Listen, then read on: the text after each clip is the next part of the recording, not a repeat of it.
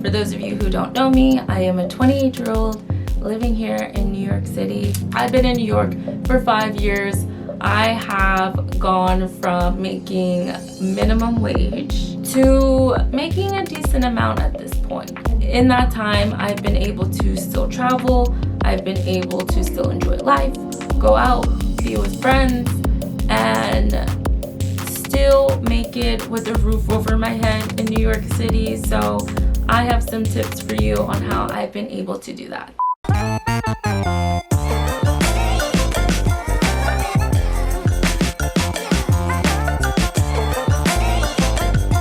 Alright, you guys, so we all know that living in New York City comes with expenses. This is something that is not a plot twist. You wouldn't be moving here if it was easy, so just take this as another challenge of what you now have to face moving to New York.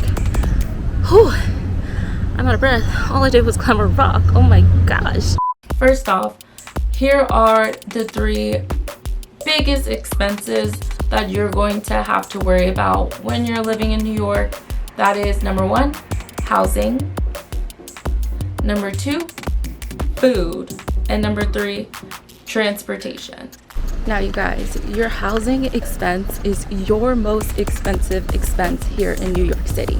And if you do it incorrectly, it can end up costing you and wasting you a lot of money.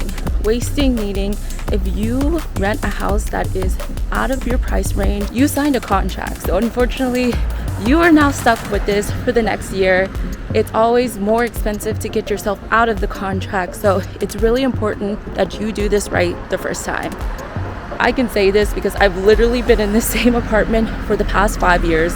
The first apartment that I've ever lived in New York City, I'm literally still there. So here's some tips on how to do it right correctly the first round. I'm still out of breath, y'all. I'm gonna blame it on the heat, okay? I'm in shape, I promise. Don't live in the most expensive neighborhoods. We all want a nice, beautiful Soho apartment, but guess what? That's really expensive.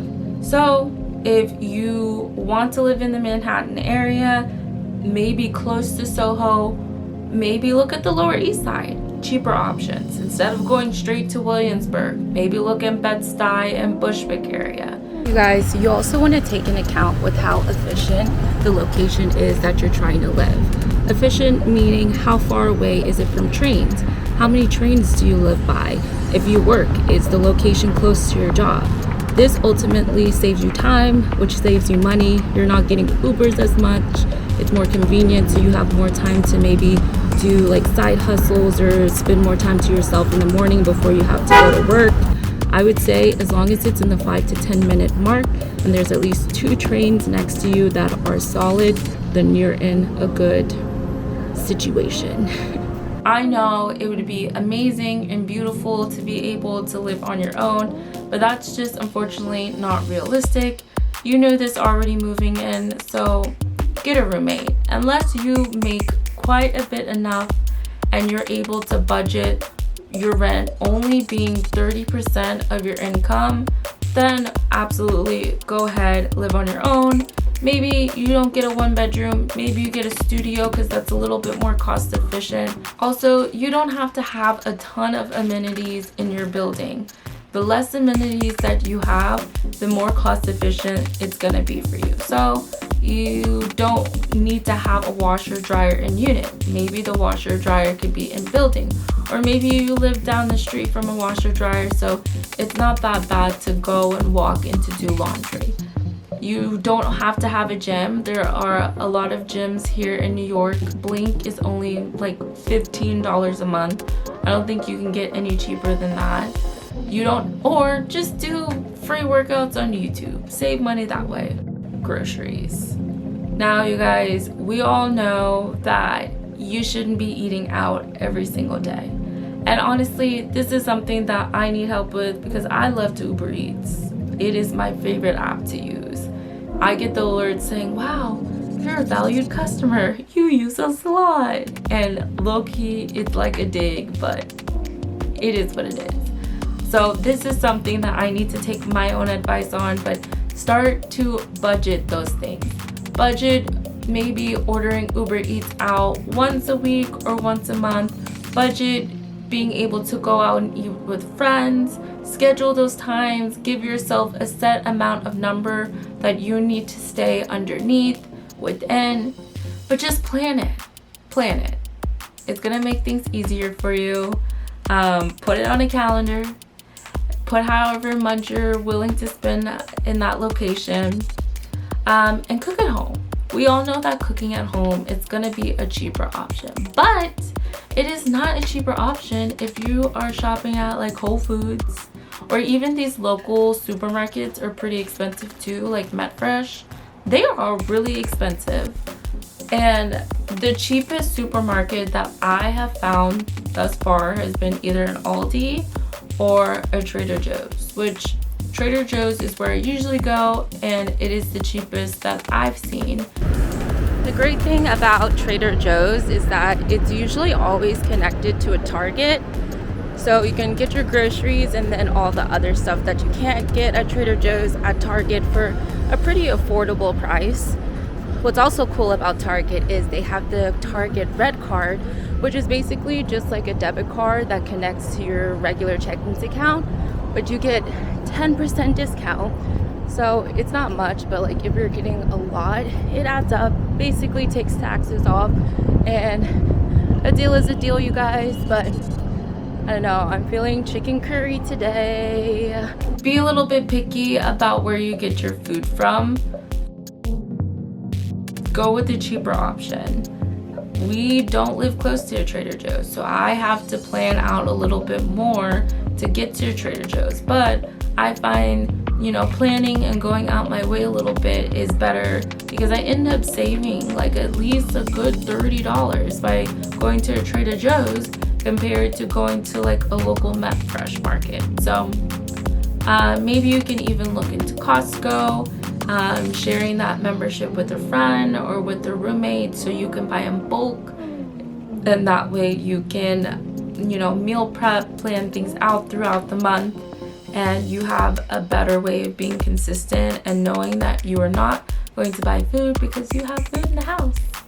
Y'all, to put in perspective what I'm talking about, last week I went on a road trip and I just went to my local like MetFresh to get snacks. I got like a big bag of like popcorn and like some pre-made salad, chocolate, little small things. I spent $60, and that food literally only lasted me for one day, compared to all the groceries that I got that are very hairy, heavy, which is why you need a granny cart.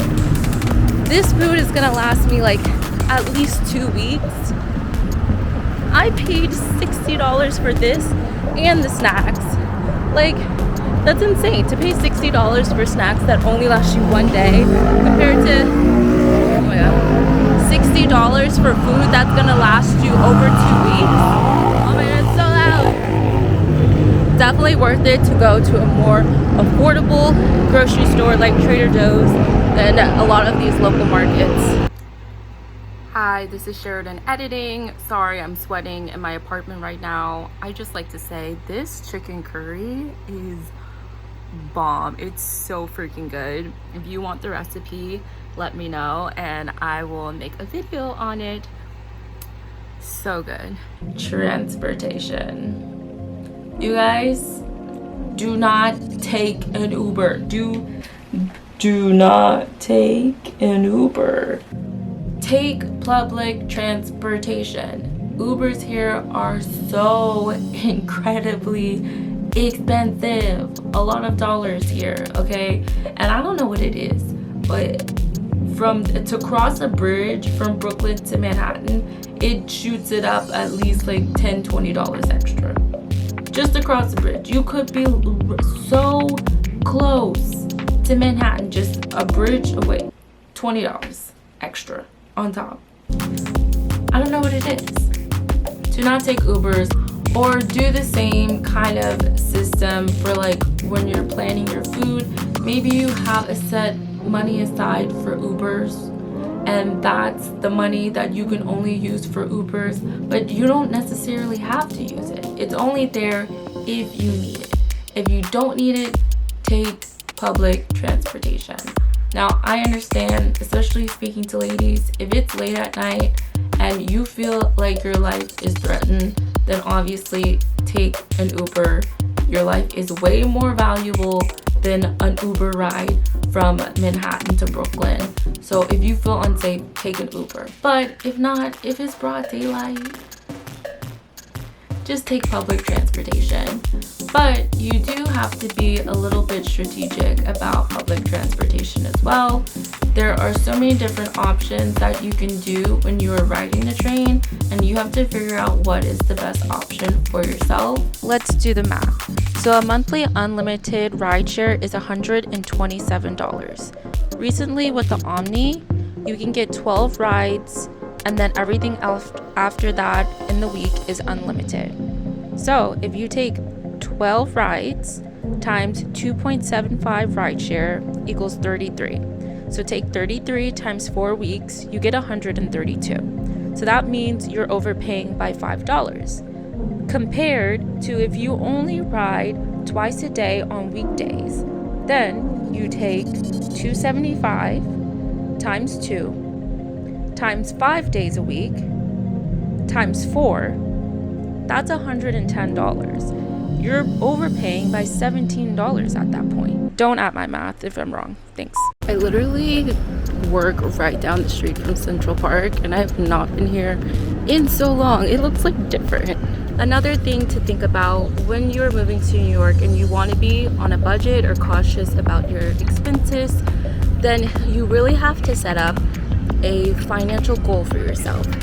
Every year, New Year's resolution, you always say, we're going to save this amount of money, we're going to lose weight, blah, blah, blah.